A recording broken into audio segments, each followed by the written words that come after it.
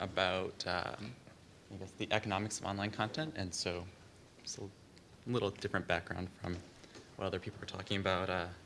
I originally wrote a piece on comparing sort of the newspaper industry and how they could do pricing with how the airline industry does pricing, and how they're able to charge lots of different people lots of different prices. And Bill Densmore saw what I had written and was kind enough to invite me out here to talk to all of you accomplished people. I'm a little intimidated.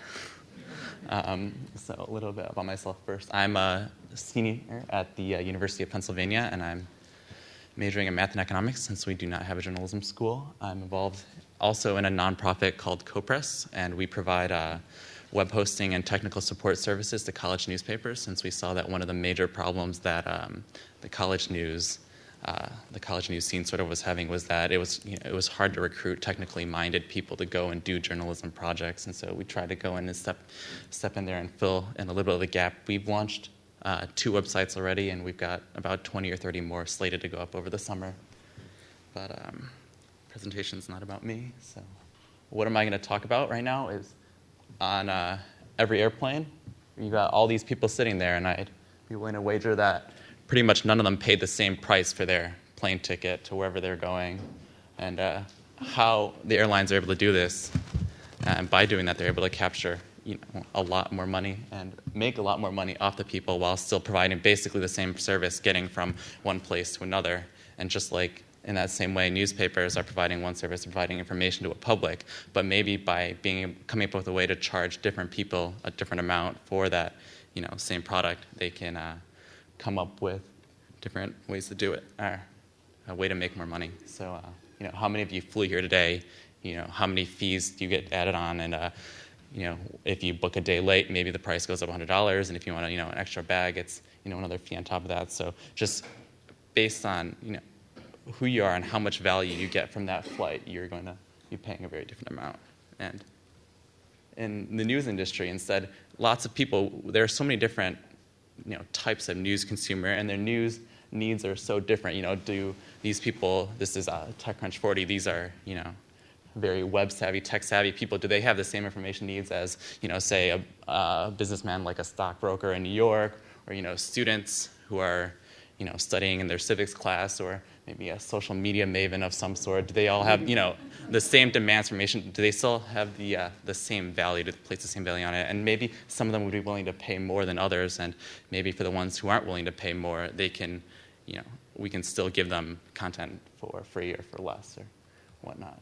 So some basic economics should just, as fair warning, economics is not terribly, applicable to real life, as my teachers always warn me, Economists are terrible at making predictions. We're only good at analyzing and explaining things after they've already happened.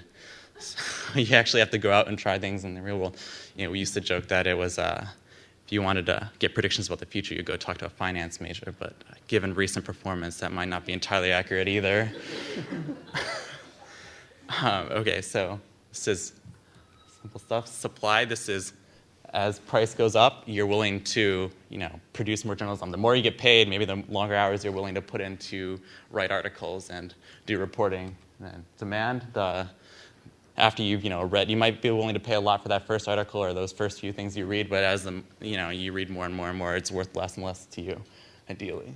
And then, so at this point, we get, the equilibrium price, and this is why, this is a theory, so it's the price that people are willing to pay for content is purely based on the value that they get to it, and how much you have to be willing to be paid to go out and produce that content. It's not, nothing else matters according to economic theory. And so, based on that graph, here we've got the red area is the extra economic value that is being provided to consumers, and then the blue area there, that's your producer surplus. That's the profit that news companies are getting. That's paying your.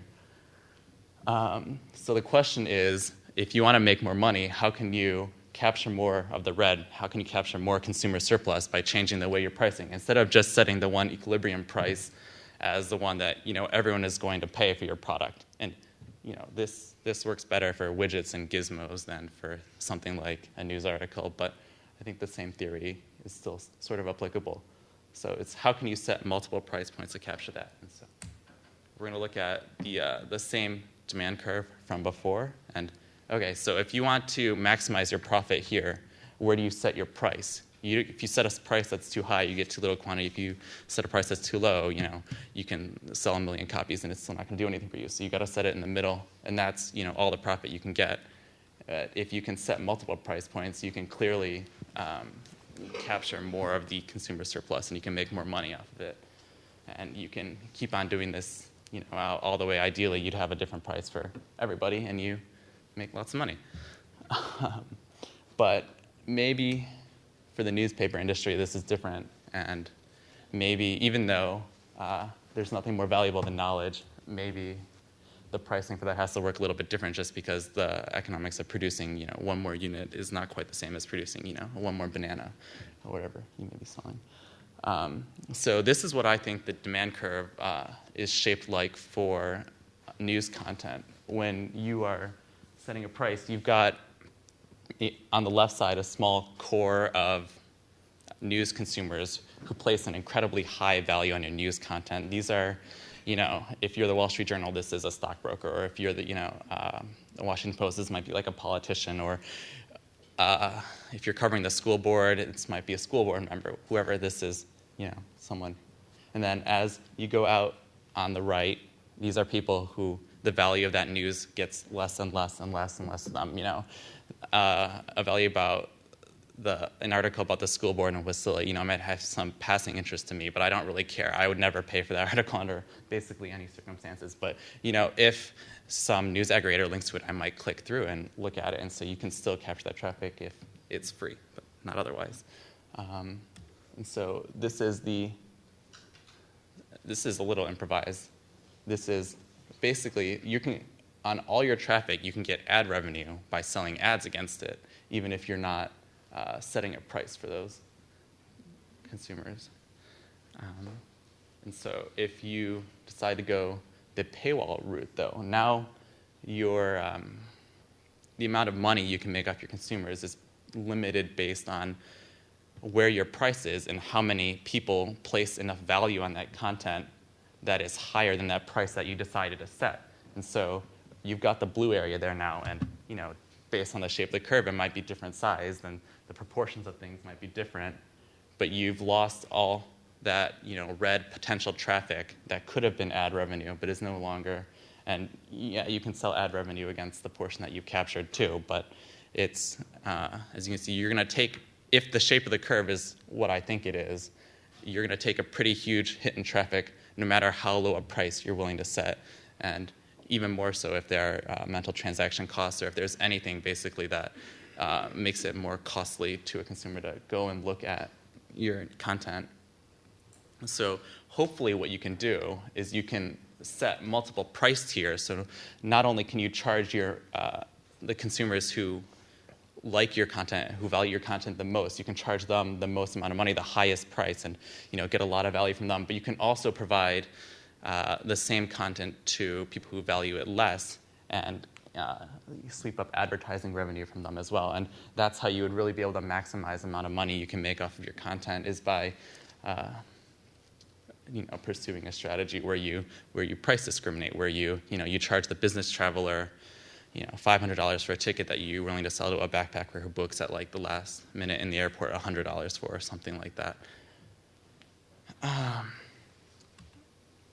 So the big question, though, is, does that demand curve actually look like that? Is it shaped like that? And, where are the numbers? Like, what are the actual numbers that go on it? And that is not something that I'm prepared to answer. And I think it would take, a lot of effort, a lot of experimentation studies to actually go and figure out, but if you can do that, it's hugely valuable, because then you know exactly where you can price things and how you can price things, and what additional value you'd add onto it. And I guess the big question is, how do you charge something? How do you charge different people different amounts for the same thing, right? It's if we put the content out there for free, why is everyone not just going to go view it for free? Why would anyone be willing to pay the higher rate? That's another very difficult question, but hopefully you can. There are certain features that would be valuable only to the high-value consumers, I think is the idea that you would provide those behind you would force them to pay for those only. So if you imagine if we have of our 3 groups of consumers here, what sorts of products are we going to offer to them, and what prices are we going to give to them, so the students are free, So maybe we can give everyone all our articles online for free. Maybe not. It's just purely hypothetical. And then maybe for the stockbroker, he wants to get the information early because he can trade on it or something like that. And so we can offer that to them free. But, for the students, it doesn't matter. They can't vote anyways. They can't make any decisions on that information. So if they read, your news analysis a week late, it doesn't make any difference to them. And then maybe there's some extra features. If someone's really tech savvy, they might want, full RSS feeds and be able to go read it on their BlackBerry. And this is something you could charge them for. Or, if you're trying to get your opinion out there, maybe you want your comments to be more prominent on the page. So these are clearly just a small subset of the different kinds of ways you can try and differentiate and target different audiences with your content.